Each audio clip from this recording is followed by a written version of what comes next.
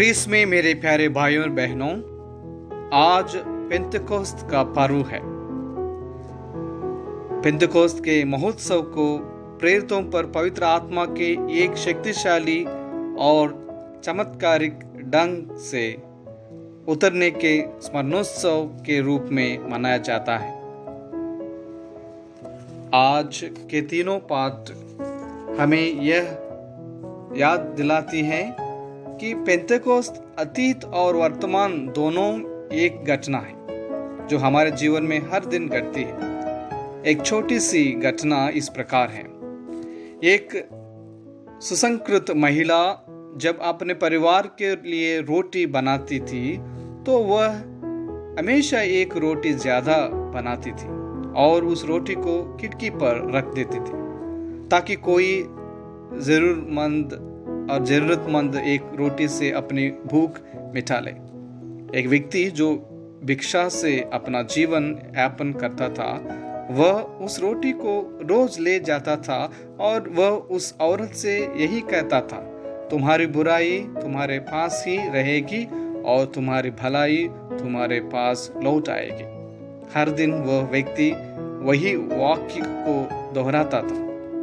वह महिला गुस्सा तो करती थी पर रोटी देने से इनकार नहीं करती थी। उस महिला का एक बेटा जो फौज में था, वह एक दिन घर लौट रहा था।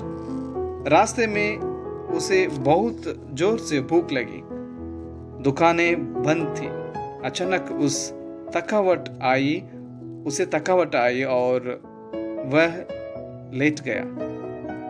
एक आदमी उसी रास्ते से गुजर रहा था। जब उसने एक युवक को सोया हुआ देखा तो उसके पास गया और उससे पूछा, तुम यहाँ पर क्यों सोए हो? उसने उत्तर दिया, मुझे बहुत भूख लगी है, मैं भूख से चल नहीं सकता। दुकानों भी बंद हैं, कुछ खरीद भी नहीं सकता। उस आदमी ने कहा, बेटा मेरे पास एक रोटी है, तुम इस रोटी को खाओ और अपनी यात्रा शुरू करो। फौजी ने रोटी खाई और घर के लिए खाना रवाना हो गया। जब फौजी पर पहुंचा तो उसकी माँ ने उसे देखकर पूछा, बेटा तुम इतना थका हुआ क्यों दिख रहे हो? उसने उत्तर दिया, दुकानें बंद थी, मुझे बहुत भूख लगी थी, मैं थक चुका था और रास्ते में सो गया। मेरे पास एक व्यक्ति आया और मुझे उठाकर एक रोटी दी। मैंने रोटी खाई और मुझे ताकत मिली तो मैं चलकर घर आया। उसकी माँ ने फिर पूछा, बेटा क्या तुम पहचानते हो कि वह व्यक्ति कौन था? उसने उत्तर दिया, मैं उसे नहीं पहचानता हूँ, पर उसने मुझे यह कहा, तुम्हारी बुराई तुम्हारे पास ही रहेगी और तुम्हारी भलाई तुम्हारे पास लौट आएगी। अब महिला की आंखें खुल गई। प्रेरित लोग भी उस महिला के समान थे। जब पवित्र आत्मा उन पर उतर तो वे भिन्न भिन्न भाषाएं बोलने लगे।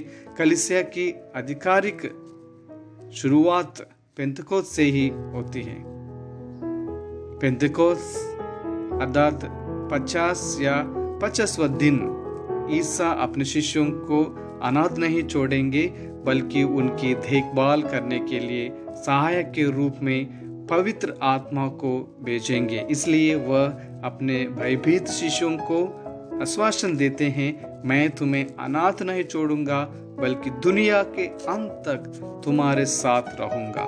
पुनरुत्थान के बाद उन्होंने यह प्रमाणित किया कि वह शारीरिक रूप से हमारे बीच उपस्थित नहीं है, पर वह पवित्र आत्मा के माध्यम से हमारे बीच विभिन्न रूपों में उपस्थित है।